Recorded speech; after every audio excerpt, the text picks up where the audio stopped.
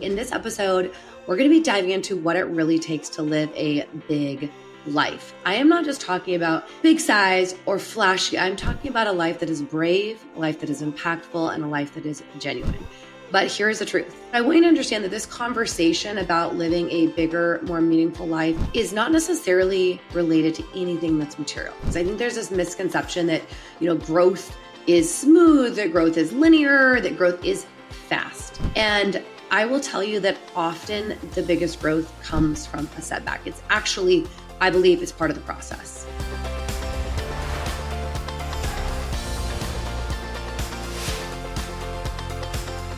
Hello there and welcome back to another episode of the Becoming You podcast. This is season 7 and I'm your host, your guide for all things how-to, Rebecca Cafiero. So in this episode, we're going to be diving into what it really takes to live a big life. I am not just talking about big size or flashy. I'm talking about a life that is brave, a life that is impactful, and a life that is genuine. But here's the truth. Leveling up does not happen with ease. And sometimes we have to take a step back to move forward. So I'm going to share why embracing the challenges, the setbacks, even intentionally setting yourself back and just embracing it all as a choice can lead to a life that is 10x greater, but not necessarily in the way that the books will share it. So first thing I want to outline is just this concept of what does a big life mean, right? What is a life that is fully lived? You can see on Instagram when people are like, are my one precious life. So for me, I define big as brave, impactful, and currently I'm using genuine as the G, but it could be growth oriented. It could be gorgeous, like whatever resonates with you.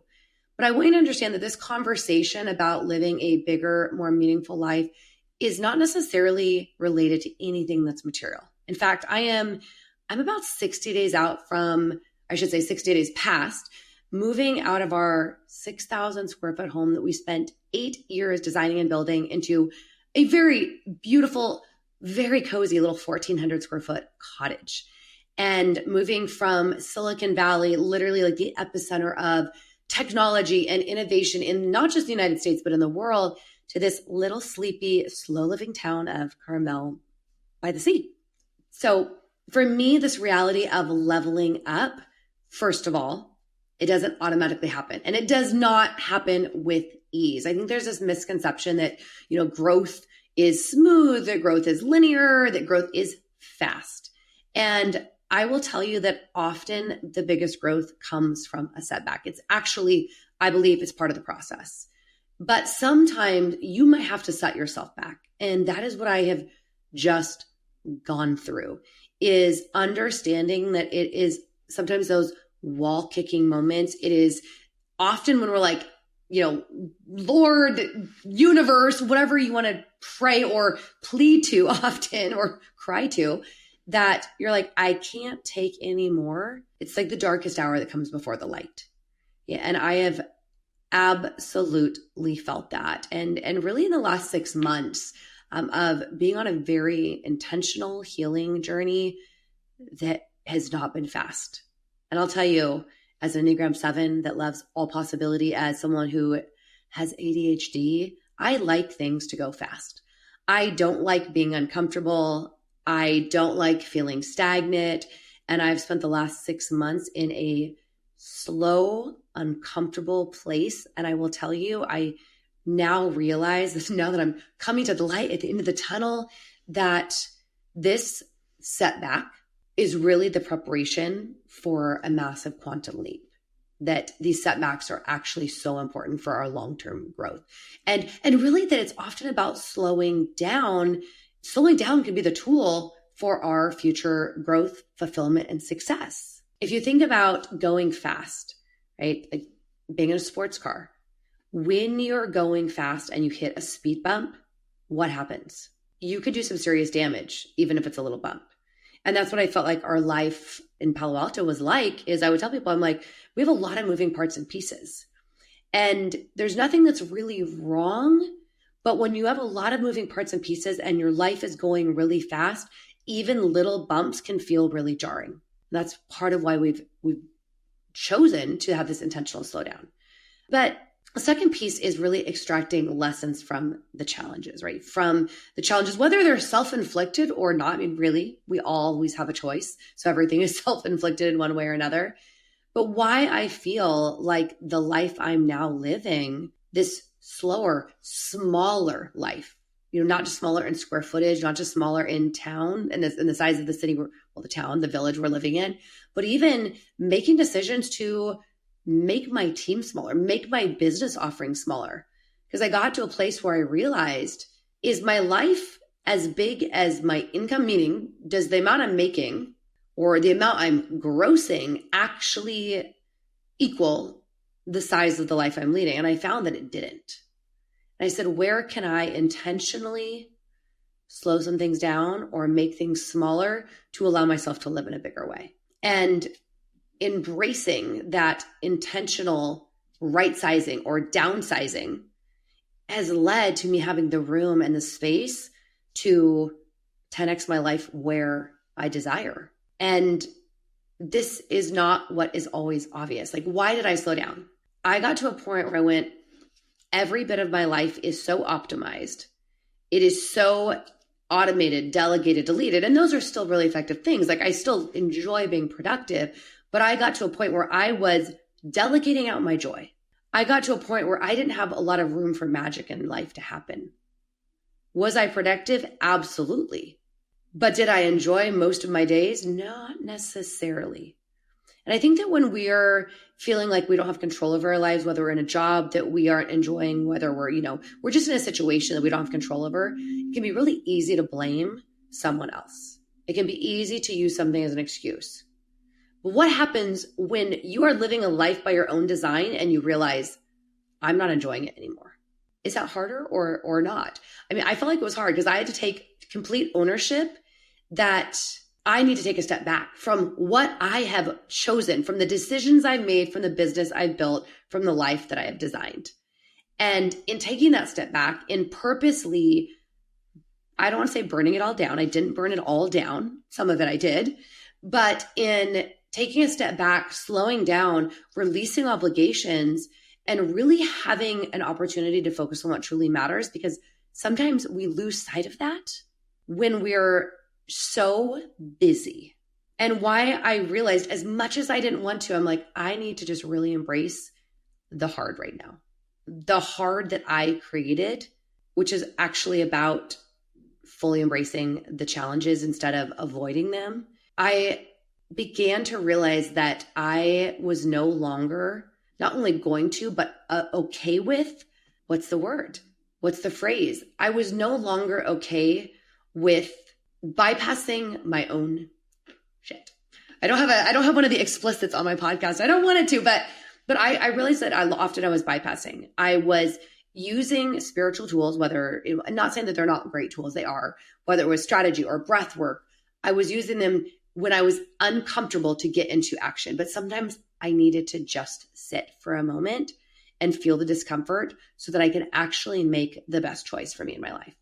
And speaking of choice, right? This power of choice, this power of our intentional living, we always have a choice of how we respond to challenges.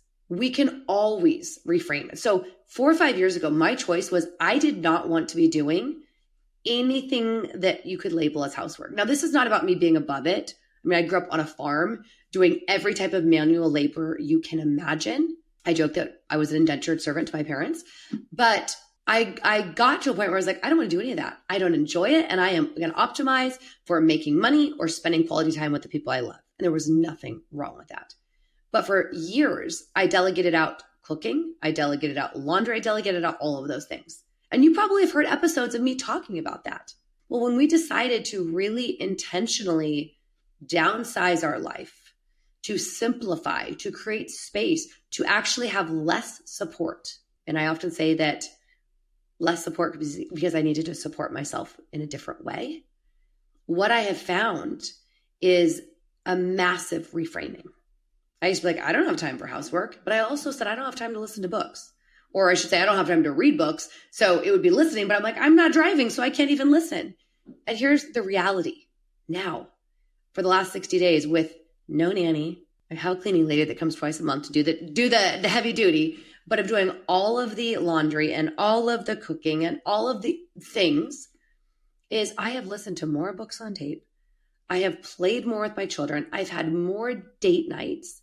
And the me 4 or 5 years ago would have said, how the heck is this even possible? And it started with deconstructing what I was doing, but most importantly, deconstructing what did I actually want? Because we are human beings in evolution. And as much as I say, build a business that serves you as the human being, you as a human are going to shift, pivot, and evolve. And you have got to do that with your habits, your time, your obligations, and yes, your business, if you have the ability to change that. But when I started to really ground and reconnect, when I started to reconnect with my values, reconnect with my priorities, things like, I used to take screenshots of my Instacart, going, I've saved 1,200 hours this year by doing all of my shopping, online. And I will tell you, I had much less connection to my food. And since we moved to Carmel, I have gone to 1 to 2 farmers markets every single week. I know that I buy my produce from Miguel on Sundays. And I know who I buy my flowers from, which, by the way, that was another thing of me designing a life I want, is fresh flowers. You can see them back there, the sunflowers, once or twice a week. And so reconnecting to my values, slowing things down, being more instead of doing more has led to this slower, more intentional way of living. And I feel like I've slowed time down. And at 44 and a half years old, that feels important. But this slow, intentional living versus this fast-paced life, there are benefits to both. There is an appeal. I was in Palo Alto a few weeks ago, and I was in our I'd say our old house, but we still own it, our house. And I'm like, wow, there's a different energy here. And I got so much done in the 4 hours that I was there. I was like Energizer Bunny. And I come here, and I don't know if it's the nature that I can see, this massive oak tree that's literally dwarfs our house. I don't know if it's because if I have the window open, I can just faintly hear, if I stop to listen, the ocean waves. But I am feeling, my heart, my nervous system is feeling so many of the benefits. So should we be productive? Absolutely. But we shouldn't be productive to optimize out some of the things that allow us to be. We should optimize to give ourselves more times to do that. And I will tell you, I've had so much more happiness and fulfillment. It makes me emotional. The first week I was here, I cried every single day with happiness. I cried at the farmer's market. I cried at my kids' camp when they said, we're so glad you're here. I cried when my son told me, Mommy, I love your energy here is so good. Sometimes we just have to create space for that next level. There's a power to it, of creating space in your life to allow for new opportunities or growth. But that involves us auditing some of our obligations. That involves us look at, do we really need all of the things, the physical things, the mental things, the time commitments? And by the way, sometimes we can create space just for space. I have been taking more walks, which my dog loves. I've been taking more walks with my husband. I just said, I don't have to have every minute scheduled.